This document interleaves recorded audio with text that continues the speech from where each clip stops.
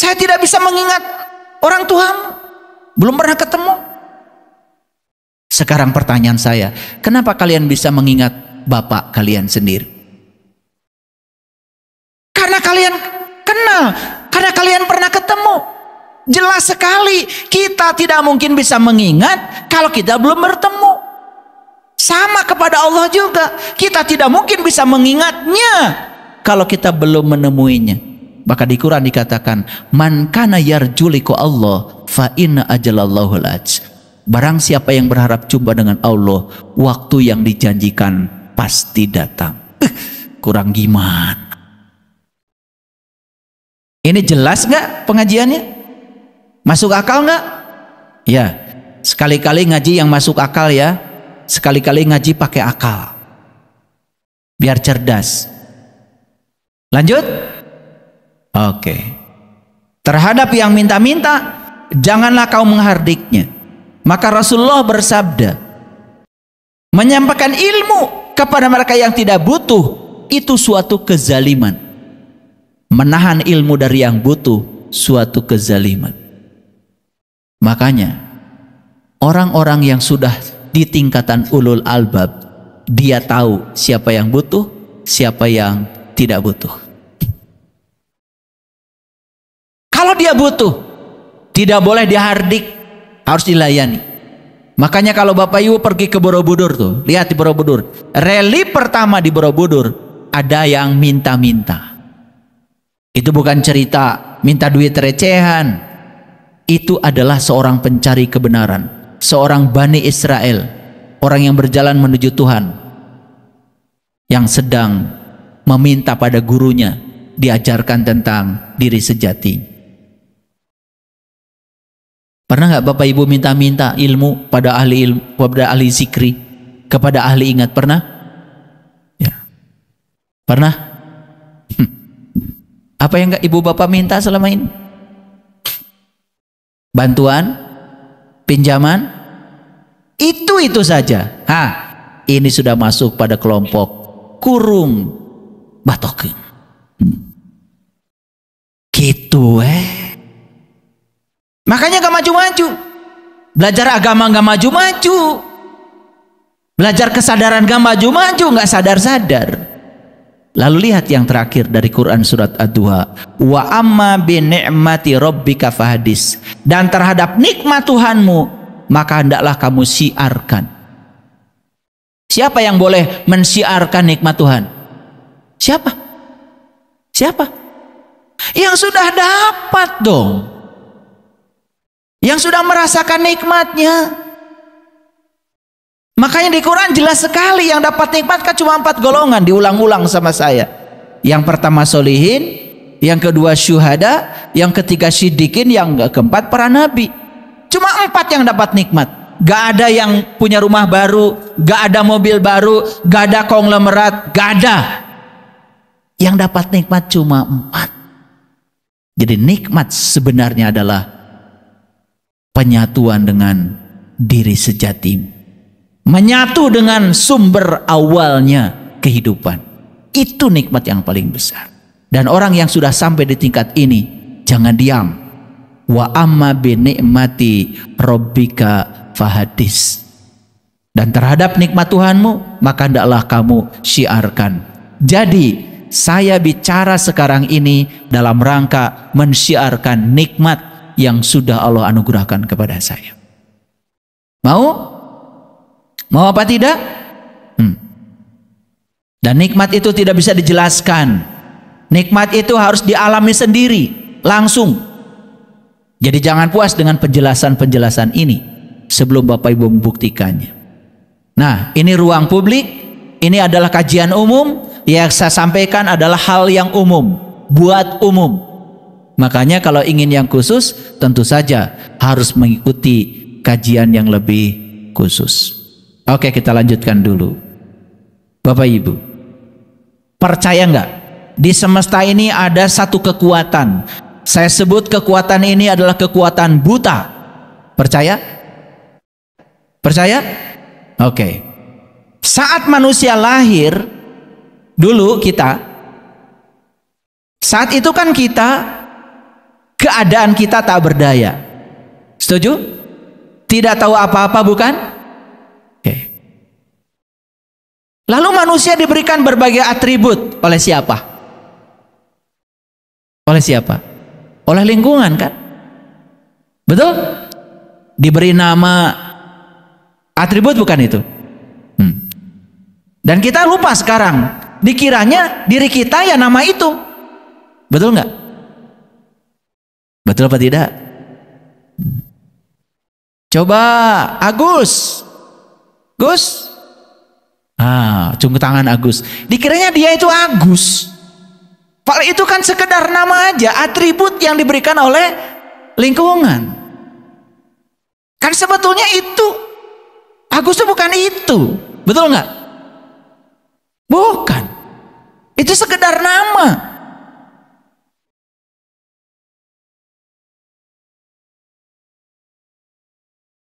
Yang lucu, semua atribut yang diberikan oleh lingkungan itu diulang-ulang oleh lingkungan itu. Masuk alam bawah sadar. Sekalipun atribut itu adalah kebohongan, karena diulang-ulang, lama-kelamaan dianggap kebenaran. Bayangkan ya, saat kita tidak berdaya, kita diberi atribut. Apa atribut itu? Macam-macam atribut yang melekat pada diri kita. Saya mau nanya, itu kekuatan buta bukan? Kekuatan buta. Apa wujudnya kekuatan buta itu? Paradigma orang tua. Coba, waktu kecil kita dilahirkan dari orang tua yang kurang sadar. Orang tua ceritanya yang negatif aja terus. Ketika bicara rumah, jangan mimpi. Kita ini kan orang miskin. Ketika bicara sawah, jangan mimpi. Gak mungkin kita punya sawah. Kita sudah ditakdirkan Allah, hidup kita seperti ini. Ketika anak kita minta uang, cari uang itu susah, nah. Susah. Coba, diulang-ulang kalimat itu. Paradigma itu masuk gak di otak kita? Masuk. Bisa gak kita melawannya? Coba perhatikan saya. Ini adalah cara topeng melekat dalam diri kita. Ini adalah cara diri palsu kita terbentuk lewat sejarah yang sangat panjang. Oke. Pikiran orang tua masuk gak? Masuk. Lewat mana pikiran orang tua masuk? Lewat kata-kata. Betul gak? Cari kerja tuh susah, nah. Hidup itu penuh perjuangan. Makanya anak-anaknya sekarang hidupnya penuh perjuangan, harus kerja keras. Udah kerja keras juga nggak dapat apa-apa. Betul apa tidak? Bahkan yang lucu, anak tidak pernah ditanya senangnya apa. Tetapi anak disuruh belajar yang dia tidak senang. Bahkan disuruh bekerja di tempat yang dia pun tidak senang. Lalu dia berpura-pura senang, berpura-pura sukses. Padahal gajinya cuma segitu-gitu aja. Dia tidak berkembang, dia bekerja di tempat yang orang tua mau, padahal tidak sesuai dengan bakat yang dimiliki oleh anak. Ini pelan-pelan ngajinya, supaya kalian nanti sadar, oh ternyata inilah saya hari ini, saya yang bertopeng, bentukan lingkungan, bukan saya yang sebenarnya. Setelah itu kalian baru melepaskan topeng itu. Lanjut. Sistem kepercayaan ditanamkan. Ditanamkan sistem kepercayaan. Ditanamkan, betul? Kamu agamanya apa? Nabinya siapa? Tuhannya siapa? Semua ditanamkan. Nyaris tanpa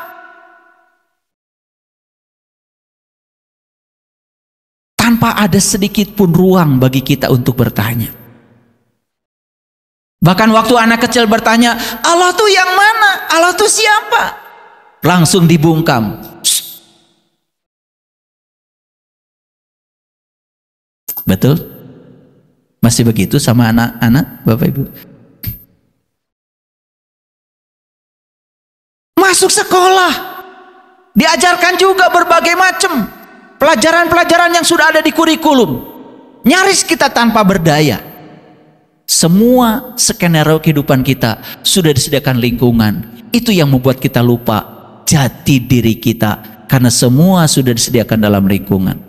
ada tradisi, ada budaya, dan lain-lain. Itu semua yang disebut dengan kekuatan buta yang telah membutakan kita, nyaris tak berdaya. Setuju? Setuju? Ya, oke. Kenapa saya bicara ini? Dengarkan kajian saya, memutus siklus kehidupan. Saya sudah sampaikan di YouTube itu. Oke lah, kita diperlakukan begitu sama orang tua, yes. Tapi kita harus segera sadar, kita jangan kemudian didikan orang tua kita yang dulu karena ketidaktahuannya diwariskan terus-menerus kepada anak cucu kita. Harus diputus oleh kita dengan kesadaran. Semua kekuatan buta ini berhasil menyelewengkan niat semesta dengan kelahiran kita. Punten Bapak Ibu, apakah alam semesta, Tuhan menciptakan kita punya tujuan? Apakah Tuhan menciptakan kita punya rencana? Apakah Tuhan menciptakan kita punya niat? Oke. Semua niat semesta dalam kelahiran kita itu diselewengkan oleh kekuatan buta ini. Nyaris tanpa daya kita mengikuti semua yang dicekokkan kepada kita. Bahkan dari kecil pakaian kita pun tidak bisa memilih. Yang perempuan pakaiannya harus begini, yang laki-laki pakaiannya harus begini. Bahkan tidak ada kemerdekaan. Betul? Apalagi pakaian pun dikait-kaitkan dengan kepercayaan. Tidak ada lagi kebebasan. Ketika melawan, apa yang terjadi? Dianggap salah, dianggap sesat. Betul? Padahal kita ingin menjadi diri kita sendiri. Yang lucu-lucu, saya di sesi konsultasi banyak kedatangan tamu yang sakit. Gara-gara apa? Gara-gara mereka bekerja di tempat yang orang tua mau, padahal anaknya tidak senang berada di tempat itu. Bayangkan, dia bekerja bertahun-tahun dengan gaji yang tidak cukup itu, yang cicilannya kemana-mana, yang kartu kreditnya nggak lunas-lunas, dan dipaksa di situ, sehingga dia bekerja sangat melelahkan. Dan sekarang banyak yang seperti itu. Oke, Bapak Ibu, sampai sini mengerti? Sulit manusia menjadi diri sendiri. Betul? Kenapa? Begitu kita lahir, sudah ada seperangkat dogma, paradigma yang siap mengatur kehidupan kita, nyaris tanpa perlawanan. Betul? Dan kalau kita ikut apa yang diinginkan lingkungan, itu yang disebut dengan anak baik, penurut. Padahal kita direncanakan bukan untuk itu. Sulit menjadi diri sendiri, selalu mengizinkan semua orang ikut campur dalam urusan kita. Anda harus begini, Anda harus seperti itu, Anda harus mengikuti cara ini, cara itu. Semua sudah ada. Apa yang terjadi? Kita kehilangan tanggung jawab sebagai pribadi. Lalu apa yang terjadi berikutnya? Kita berpura-pura munafik. Bayangkan, mohon maaf saya jujur nanya Bapak Ibu. Bapak Ibu waktu kecil disuruh sholat, gak ngerti kan sholat itu buat apa? Betul gak? Sholat gak? Sholat di depan orang tua ya. Kenapa? Takut kan? Ya, takut uang jajannya dikurangi. Betul gak? Ya. Disuruh menghafal itu, menghafal ini, mau? Mau. Pernah nanya gak sama orang tua, kenapa harus hafal ini, hafal itu? Gak berani kan? Apalagi orang tuanya pemarah. Ikuti aja maunya orang tua. Bayangkan, secara perlahan kita sedang dibentuk untuk memiliki topeng. Dan kita sekarang sudah kehilangan diri yang asli kita.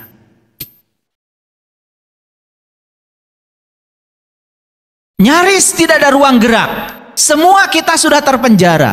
Tidak bisa lagi mengabaikan orang lain yang ingin menjadikan kita sebagai sesuatu yang lain. Betul? Dari kecil aja kalian ditanya, ya, nanti kalau sudah besar mau jadi apa? Mau jadi dokter, jadi insinyur. Seolah-olah profesi di dunia cuma itu-itu aja. Jarang anak, kalau sudah besar, saya ingin menjadi hamba Allah. Kalau saya sudah besar, saya ingin hidup bersama Allah. Kalau sudah besar, saya ingin hidup sesuai dengan panggilan jiwa saya datang ke sini. Gak ada. Semua jawabannya gitu-gitu aja. Betul? Bahkan orang tua menganggap, luar biasa. Ya. Kalau sudah besar nanti kamu jadi apa? Jadi pilot. Gak ada yang saya ingin yang punya maskapainya. Gak ada. Jadi apa kamu? Jadi dokter. Gak ada yang cita-citanya saya ingin yang punya rumah sakitnya, yang gaji dokternya. Gak ada. Semua sudah dibatasi oleh lingkungan. Padahal boleh nggak? Boleh nggak? Oh. Ada teman saya marah ketika anaknya, ya, jadi ada anaknya tinggi besar, lucu anaknya, kemudian bertamu di rumah teman saya. Saya lagi di situ. Ditanya tuh sama tamu itu, nak kamu ganteng banget, kamu nanti pasti jadi pilot ya? Sembarangan, kata teman saya itu. Ini yang punya maskapainya. Marah ya? Kenapa? Sembarangan kamu. Jangan masukkan di otak anak saya yang aneh-aneh gitu. Jadi kan kita mengira kalau kita, kamu ganteng nanti jadi pilot, dikiranya sudah benar gitu kan? Apa tidak pengen gitu yang punya pesawatnya? Betul nggak? Nah rupanya teman saya cita-citanya anak ini jadi yang punya pesawatnya, bukan pilotnya. Tapi ada yang masuk info ke situ, kan bahaya itu. Dan kita menganggap itu biasa-biasa saja. Padahal kita sedang membentuk orang lain di jalan yang direncanakan oleh kita, bukan direncanakan oleh semesta. Lingkungan di mana kita dilahirkan tidak memungkinkan untuk menjadi diri sendiri dengan wajah asli. Setuju? Setuju Bapak Ibu? Ayo sekarang kita sendiri introspeksi, ya. Ada yang lahir kan anak kita, ada yang lahir kan cucu kita, betul? Coba, apakah kita memberikan ruang gerak kepada mereka? Memberikan? Nyaris tidak. Bahkan dari kecil sudah didogma, didoktrin, ya, betul? Kepercayaannya apa, agamanya apa, bahkan bajunya apa, sesuai dengan orang tua, tidak pernah ditanya. Jadi lingkungan mengajarkan wajah palsu dan bertopeng, lalu menjadi pura-pura baik. Betul? Betul apa tidak omongan saya? Yuk kita bicara secara saintifik ya, pelan-pelan, pelan-pelan. Lalu kita ini masuk dalam pengkondisian. Kita ini sebetulnya sekarang bukan pohon yang asli. Kita ini sudah jadi pohon plastik, pohon tiruan, tiruan dari lingkungan. Pohon plastik tumbuh nggak? Mirip nggak?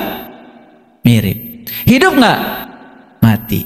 Seperti itu kita hari ini, nggak tumbuh, mirip seperti pohon asli, tapi nggak tumbuh.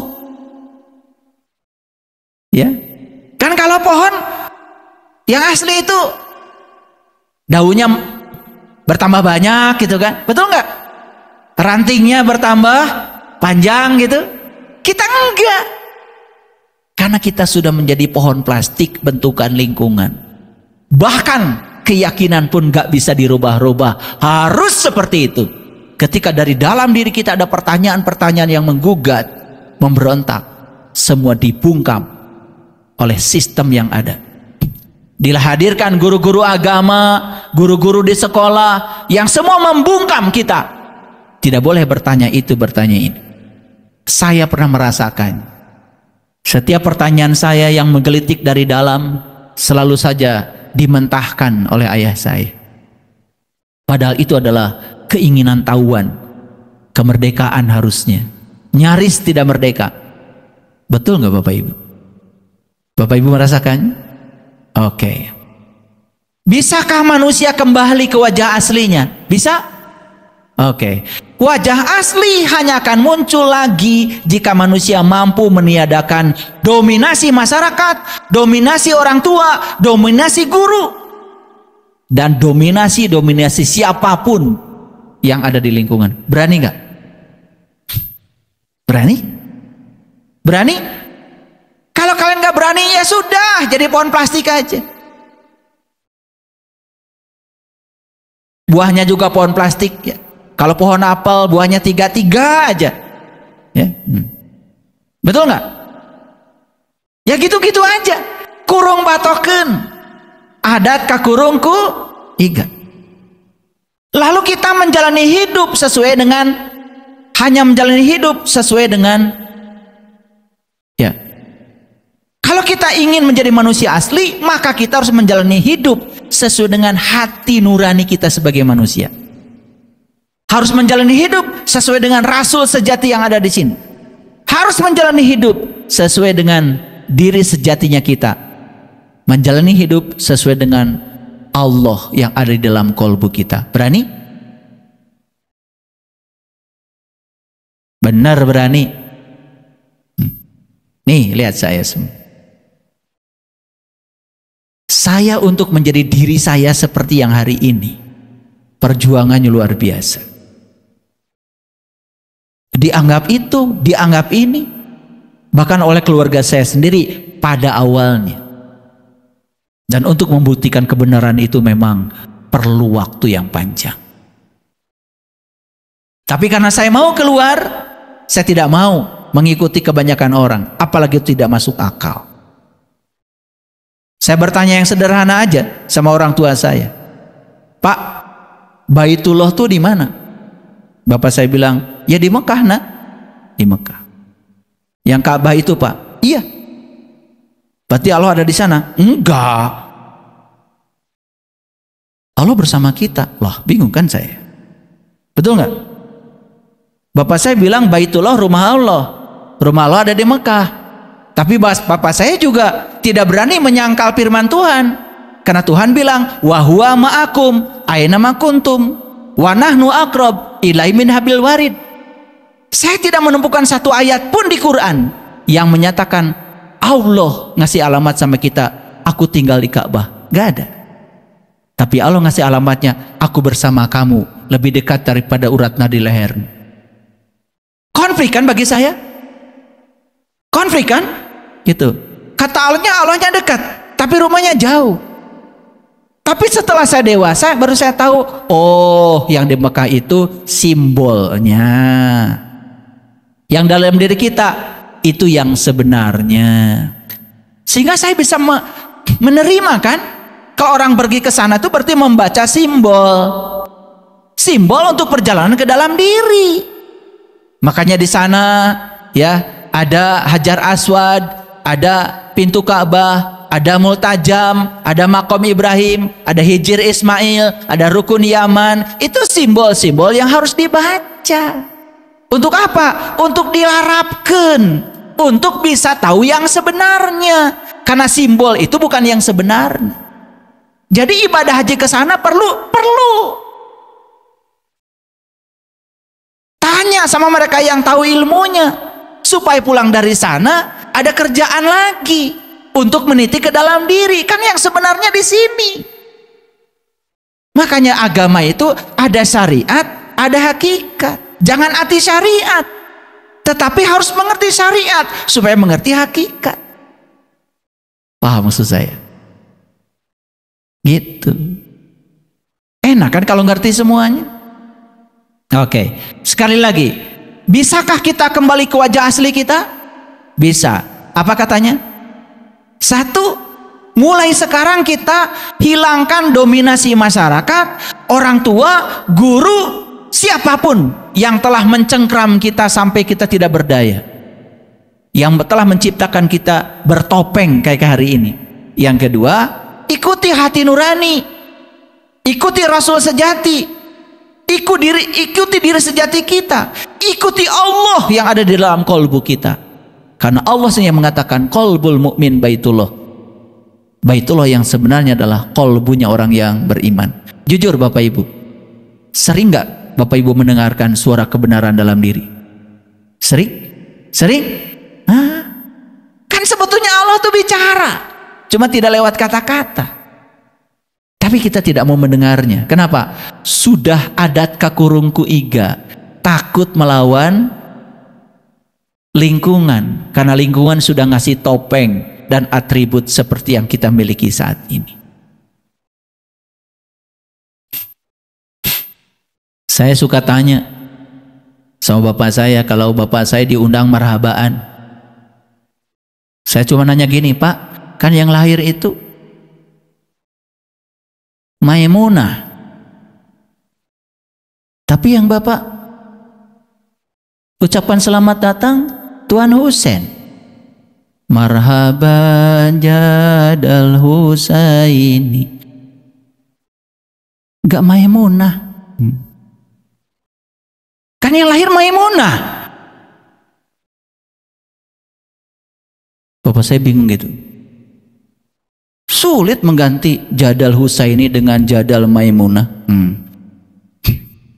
Ya? Apalagi yang lahir Aurel ya?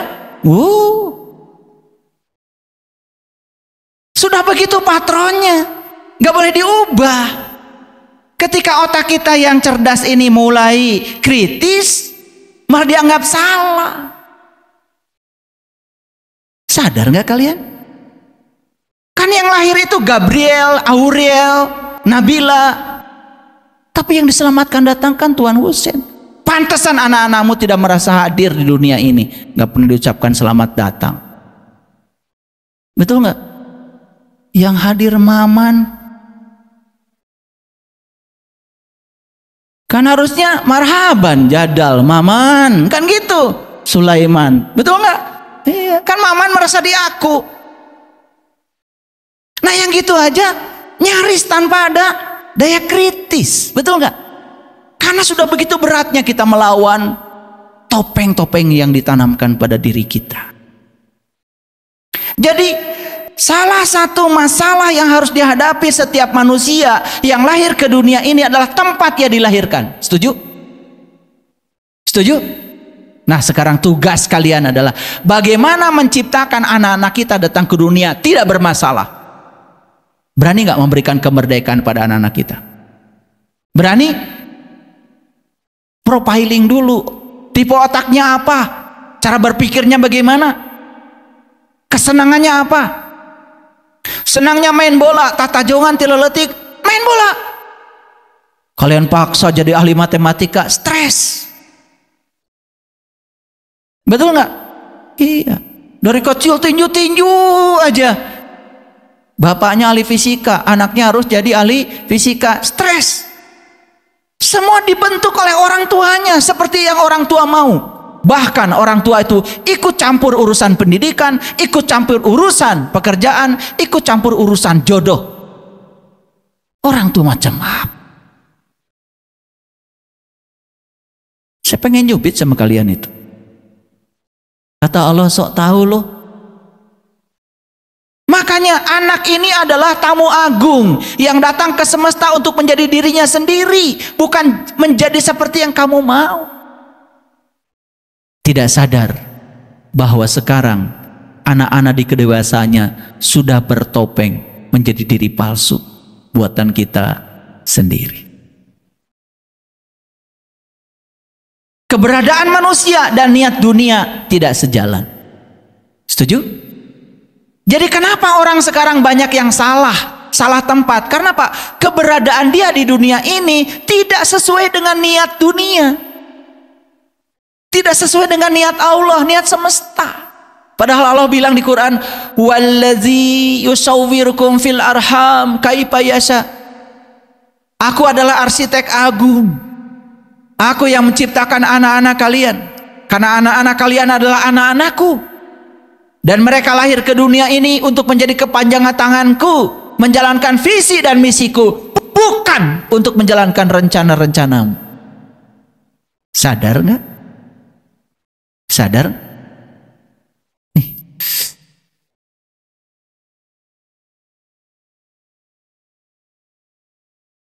Ketika anak hafal ini, hafal itu, kasih tepuk tangan, hebat kamu, luar biasa, anak soleh. Sebentar. Soleh kata siapa?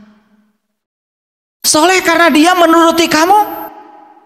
Padahal yang kamu cekokkan pada anak itu adalah topeng-topeng, membuat dia menjadi diri palsu. Dunia ingin manusia menjadi budak untuk digunakan oleh mereka yang berkuasa. Lihat semuanya sekarang. Orang tua hari ini merasa dia paling berkuasa pada anaknya. Dan ketika dia bentuk anaknya seperti yang dia mau, bukankah anak-anaknya itu menjadi budak? Betul? Betul? Pada dasarnya manusia ingin menjadi dirinya sendiri. Ulangi lagi. Pada dasarnya manusia ingin menjadi dirinya sendiri. Dunia tidak mengizinkan siapapun menjadi seperti apa yang seharusnya. Jadi pada dasarnya setiap manusia ingin menjadi dirinya sendiri. Makanya Bapak Ibu sekarang dagang gak maju-maju. Dan gak seneng Bapak Ibu teh dagang kapaksa. Dan dititah ku batur. Betul gak? Jadi PNS males-malesan, gak sungguh-sungguh. Karena jadi PNS pun diinginkan orang tua biar dapat pensiun. Gak sungguh-sungguh. Makanya kerja ikhlas itu hanya akan terjadi apabila kita bekerja di tempat yang kita suka. Bapak Ibu pernah lihat anak kita mus-mus ke dapur, motong-motong bawang, motong-motong apa. Anak saya ini ternyata sukanya di dapur, sukanya masak. Kayaknya jadi pengusaha catering nanti. Pernah nggak begitu? Enggak. Malah awas. Ya, awas. Itu nanti kena pisau. Nanti jangan ke dapur lagi. Padahal dia dari kecil sudah kelihatan minatnya tuh dapur. Kalau lihat dapur tuh happy. Orang tuanya sudah punya skenario buat anak ini. Nanti jadi ahli ini, jadi ahli itu. Yang berbeda dengan bakat yang dibawa oleh anak ini. Ada nggak yang gitu di sini? Ada apa banyak? Nah, gitu. Sekalian saya buka.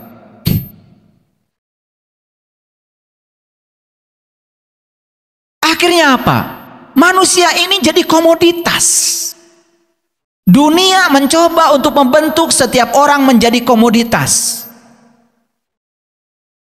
Berguna, efisien, taat. Yang penting tidak memberontak.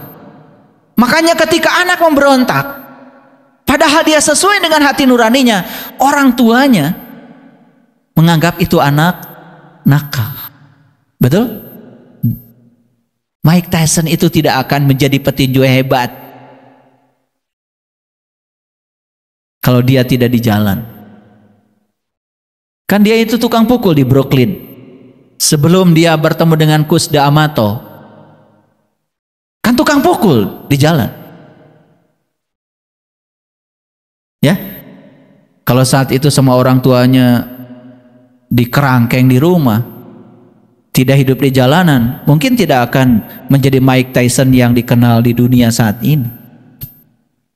Dan dia kalau tinju itu senang, dia melakukan yang dia senang. Lionel Messi juga mungkin kalau dikerangkeng di rumahnya suruh belajar aljabar, nggak akan jadi Lionel Messi yang kita kenal hari ini. Cristiano Ronaldo juga begitu mungkin ya. Kalau dikerangkeng di rumahnya harus seperti yang bapaknya mau. Dan ternyata dia melawan keinginan bapaknya. Dia pergi ke kota sendiri pada saat masih kecil. Dan ternyata menjadi seorang pemain bola yang hebat. Nah, kenapa Bapak Ibu tidak hebat? Tahu sekarang? Tahu? Apa? Karena kalian itu ngikutin apa maunya orang. Tidak ada perlawanan sama sekali. Tidak percaya sama bakat yang dimiliki. Tidak percaya diri. Takut melawan. Apalagi udah pakai tidak taat sama orang tua, durhaka. Begitu. Di Padang tuh ada Malin Kundang. Di Sumatera Barat. Malin Kundang itu dikutuk sama siapa? Siapa? Siapanya? Ibunya. Kalian bela siapa? Bela ibunya atau bela Malin Kundang?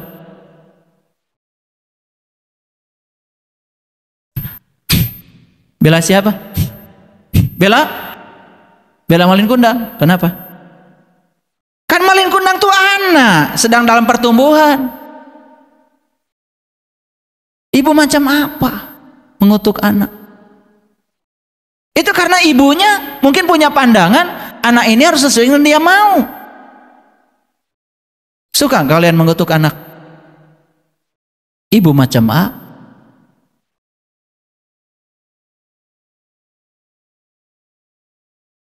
Jadi perlu direnungkan lagi. Walaupun itu dianggap mitos, tapi perlu direnungkan lagi. Wah, itu anak durhaka. Tar dulu. Setiap anak punya perjalanan sendiri. Bahkan harus melakukan kesalahan untuk tahu yang benar. Mungkin. Karena kadang-kadang yang melahirkan kebenaran adalah kesalahan. Ketika anak pakai sepatu terbalik, antep. Biar jatuh. Gitu nggak Bapak Ibu? Langsung dirampas haknya sama ibu. Itu terbalik nah, harusnya begini, antep. Harusnya begitu. Biar pagojod heula atas sepatuna. Pagojod. Apa ya pagojod itu bahasa Indonesianya? Itu karena rasa. Bahasa itu rasa ya. Jadi kadang-kadang saya suka keluar rasa itu, ya. Dunia terus mencoba agar manusia tidak pernah menyatakan dirinya, tidak pernah menyatakan individualitas dirinya, tetapi selalu menjadi tunduk, hampir seperti robot. Dan kalau anak-anak ini datang ke dunia seperti yang dunia mau, itu yang disebut dengan anak baik. Kita harus kembali mereview itu. Kita telah membangun mereka menjadi manusia palsu. Dunia tidak ingin manusia menjadi manusia. Ia mengharapkan manusia menjadi mesin yang efisien. Makanya mohon maaf. Ya. Sekarang perhatikan. Pencipta gadget ini tentu saja ingin agar yang dia ciptakan dipakai sebanyak-banyaknya di seluruh dunia, bukan? Sampai anak kecil pun menggunakan itu walaupun mereka sebetulnya belum pas. Makanya sekarang di negara-negara maju baru sadar betapa bahayanya menggunakan ini tanpa batas waktu. Baru sadar sekarang semuanya.